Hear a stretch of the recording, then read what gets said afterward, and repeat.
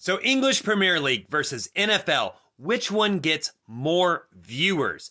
This commenter right here says that the NFL doesn't get anywhere near as much viewers as the English Premier League.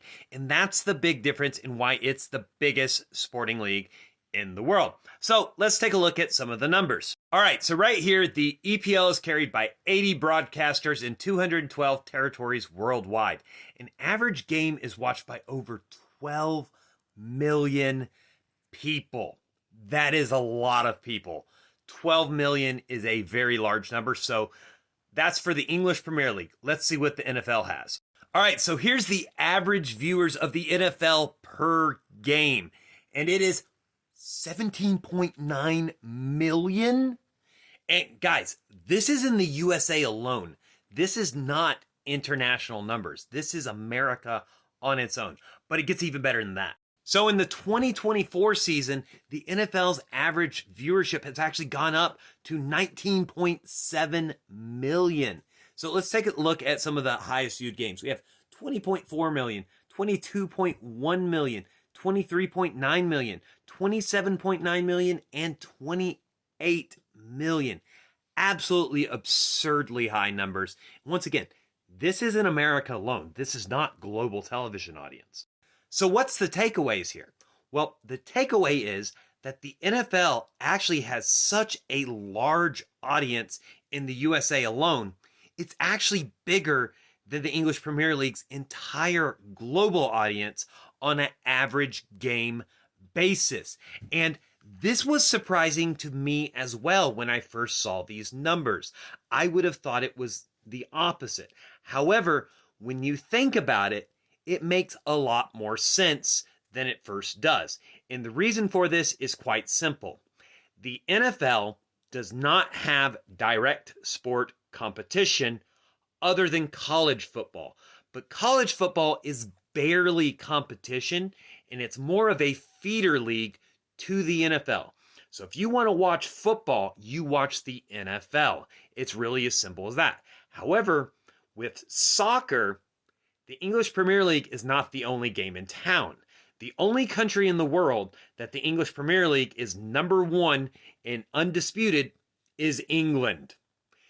And every other country in the world, they have to compete against that country's domestic league and other top foreign leagues, which many international fans will have just as many reason to root for those leagues as they would the Premier League. Easiest example I can come up with. Americans, many of them have far better reason now to watch Serie A because Christian Pulisic plays for Milan and Weston McKennie plays for Juventus. We have two players playing for high-profile teams in that league. So the average American might actually prefer watching those leagues over the Premier League in some cases. But what does this mean for MLS versus the Premier League? And it goes back to my point about how both of these leagues absolutely do have a ceiling. However, the Premier League ceiling is much lower than what most of you realize.